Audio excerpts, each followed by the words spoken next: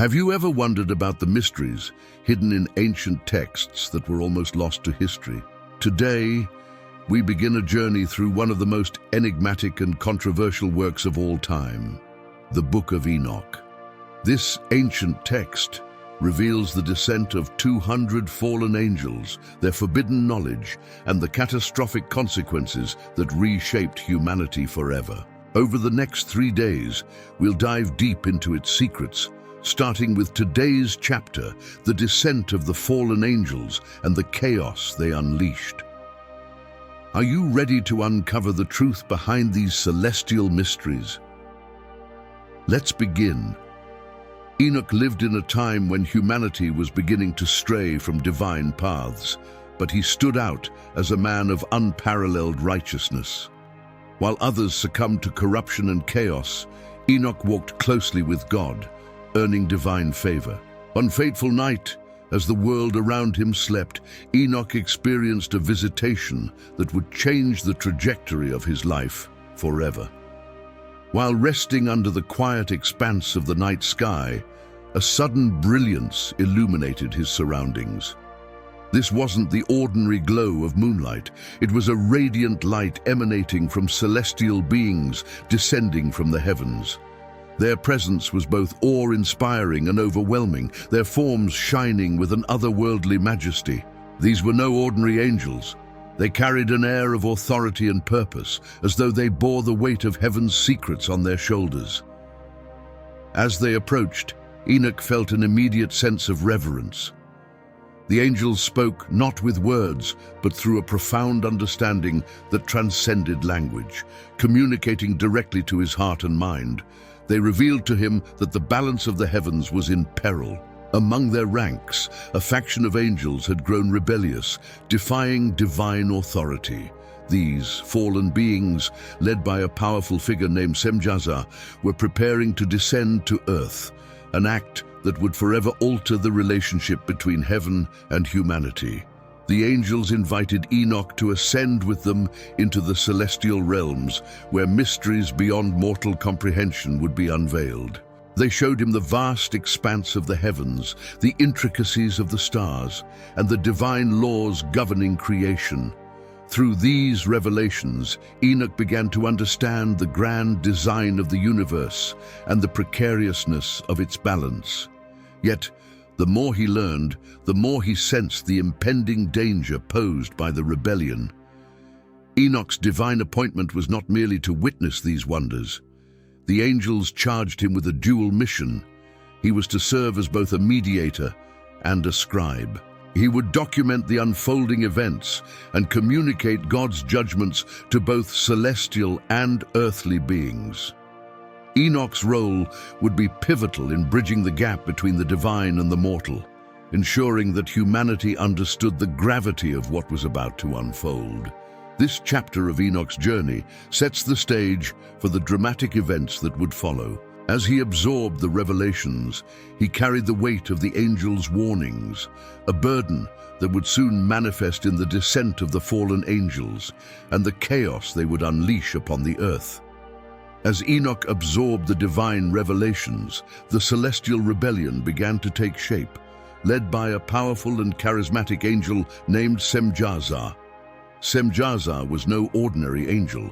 His influence was vast, and his ambition knew no bounds. Dissatisfied with the divine order and envious of humanity's unique connection to God, he orchestrated a plan that would forever alter the relationship between heaven and earth. Semjâzâ rallied a group of 200 angels, each one captivated by his vision of freedom and defiance. They swore an unbreakable oath atop Mount Hermon, binding themselves to one another in their act of rebellion. Their goal was clear: to descend to the mortal realm, take human wives, and impart forbidden knowledge to mankind, knowledge that was meant to remain hidden within the divine realms. The descent of these angels was no quiet act. As they breached the barriers between heaven and earth, their arrival was marked by a brilliant, otherworldly spectacle. Mortals, unaware of the celestial rebellion, were awestruck by the beauty and majesty of these beings. Yet beneath their radiant appearance lay a dangerous intent. These angels, who had once served as guardians and messengers of God, now sought to carve out their own dominion on earth. Once on earth, the angels began to take wives from among the daughters of men, defying the boundaries set by the Creator. Their union with humans led to the birth of the Nephilim, giants whose sheer size and strength were unparalleled. But their rebellion didn't stop there. The angels introduced humanity to forbidden knowledge, teaching them secrets that were never meant to be known. Semjâzâ and his followers taught humanity the art of weapon making, the crafting of swords and shields that would turn neighbor against neighbor. They revealed the mysteries of sorcery and magic, enabling humans to manipulate the natural order for their own gain. Astrology, previously hidden within the heavens, was laid bare, tempting mankind with the illusion of control over their destinies. As this knowledge spread, so too did corruption. Humanity, once guided by divine principles, became consumed by greed, violence, and vanity. The earth, created to reflect God's glory, now bore the marks of chaos and destruction. Semjâzâ's rebellion had unleashed a wave of sin that rippled across generations, reshaping the destiny of mankind. The rebellion of the 200 angels was not just an act of defiance, it was a betrayal of cosmic proportions. These celestial beings, entrusted with divine wisdom, had corrupted their purpose and brought devastation to the very creation they were meant to protect. Their actions set the stage for a conflict that would extend beyond earth, drawing the attention of both God and the loyal angels who remained in heaven. The rebellion of the 200 fallen angels gave birth to a race unlike any other, the Nephilim. These giants, born of the union between celestial beings and human women, quickly became a dominant force on earth. Towering above mere mortals, their immense size and strength made them both revered and feared, yet their presence marked the beginning of an era of unparalleled chaos and destruction. The Nephilim were not merely physical anomalies. They embodied the corruption brought about by their angelic fathers. Their appetites were insatiable, consuming the earth's resources at an alarming rate. Crops, livestock, and other vital provisions were devoured, leaving humans to struggle for survival. When food became scarce, the Nephilim turned to violence, slaughtering men and animals alike to satisfy their hunger. The land, once a reflection of divine order, descended into ruin under their oppressive reign. Their deeds were not limited to consumption and destruction. The Nephilim imposed their will on humanity, forcing men and women into servitude. Their acts of violence and tyranny spread fear and despair, turning the earth into a place of suffering. They also carried on the legacy of their fathers, perpetuating the forbidden knowledge that had been bestowed upon humanity. Under their influence, the art of warfare advanced rapidly, and humanity's moral decline accelerated. Azazel, one of the leading fallen angels, played a significant role in amplifying the wickedness of the Nephilim. He instructed humans in the crafting of weapons and armor, enabling them to wage war on a scale previously unimaginable. His teachings extended beyond warfare. He revealed the secrets of adornments and cosmetics, leading humanity into vanity and moral decay. Azazel's influence was so pervasive that it became a symbol of the rebellion's devastating impact on Earth. The Nephilim, though powerful, were not invincible. Their excessive violence and insatiable desires eventually turned them against one another. Battles between these giants ravaged the earth, leaving destruction in their wake. Cities crumbled, forests burned, and rivers ran red with blood. The earth itself seemed to groan under the weight of their atrocities as creation bore the scars of their existence. Humanity, caught in the crossfire of the Nephilim's chaos, cried out in despair. The suffering of the innocent reached the heavens, compelling the loyal angels to act. Michael, Raphael, Gabriel, and Uriel, archangels who remained steadfast in their devotion to God, observed the devastation wrought by the Nephilim and their fathers. They recognized that the balance of creation had been irreparably disrupted and that divine intervention was necessary. The rise of the Nephilim serves as a chilling reminder of the consequences of defying divine order. These giants, born of celestial rebellion, embodied the ultimate corruption of God's creation. Their reign of terror was a manifestation of unchecked ambition and disobedience, leaving a legacy of destruction that would echo through history. As the cries of humanity grew louder, the stage was set for God's judgment to fall upon the earth. The Nephilim's reign, though mighty, was not eternal. Their actions had provoked the Creator himself, and a reckoning was imminent. The cries of humanity and the destruction caused by the fallen angels and their offspring reached the heavens. The suffering was unbearable, and the earth, once a masterpiece of divine order, was now marred by violence, corruption, and despair. The time for divine intervention had arrived, and the loyal archangels, Michael, Raphael, Gabriel, and Uriel, stepped forward to present humanity's plight before the throne of God. The archangels pleaded for justice, detailing the horrors inflicted upon creation by the Nephilim and their celestial fathers. They spoke of the rampant bloodshed, the desecration of the earth's resources, and the moral decay that had spread like a disease among humanity. They implored God to act, to restore balance, and to uphold the sanctity of his creation. Their voices were filled with urgency as the destruction threatened to spiral beyond redemption. God, in his infinite wisdom and justice, issued a decree of judgment against the fallen angels and their offspring. His response was decisive and layered with both justice and mercy. To the rebellious angels, he declared an eternal punishment that matched the gravity of their transgressions. Semjâzâ and his followers were bound and cast into a dark abyss, a place of torment where they would remain imprisoned until the final judgment. Their rebellion had sealed their fate, and their defiance against the Creator was met with an irreversible condemnation. For Azazel, who had played a particularly destructive role by corrupting humanity with forbidden knowledge, the punishment was severe.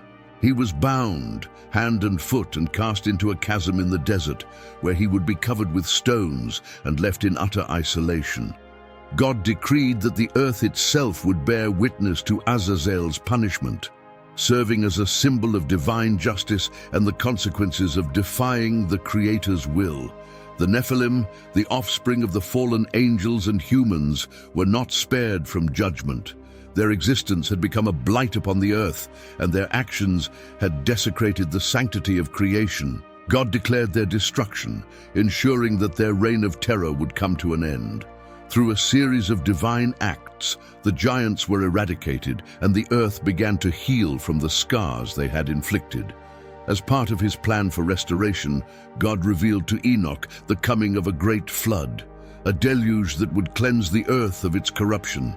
This flood would be both an act of judgment and a renewal, a way to reset creation and preserve the righteous. God assured Enoch that the faithful would be protected and that a remnant would carry forward the divine purpose for humanity. Enoch's role as a mediator was crucial during this time. He served as the bridge between God and creation, delivering divine messages to both the fallen angels and humanity. Enoch's writings, filled with warnings, judgments, and promises of restoration, would endure as a testament to God's justice and mercy. He witnessed the unfolding of God's plan and carried the weight of these revelations, knowing they would shape the future of humanity. The divine judgment against the fallen angels and their offspring was not just a punishment, it was a restoration of balance.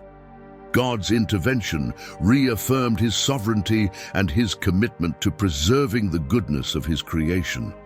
The chaos unleashed by the rebellion had been quelled, and the earth was given a chance to heal. Yet this was not the end of the story. The flood, a pivotal moment in divine history, was still to come, and Enoch's visions hinted at even greater mysteries yet to be revealed. Amid the chaos and divine decrees of judgment, Enoch emerged as a pivotal figure, a mediator between heaven and earth. Chosen for his unwavering righteousness, Enoch was entrusted with a monumental task: to act as the voice of divine justice and a witness to the unfolding events that would reshape the cosmos. His role was not only to deliver God's messages, but also to document the actions and consequences of the rebellion, ensuring that future generations would learn from this pivotal moment in history. As a mediator, Enoch's responsibilities were profound. He was called to address both humanity and the rebellious angels. His writings, later known as the Book of Enoch, served as a record of divine judgment and a testimony of God's mercy and justice.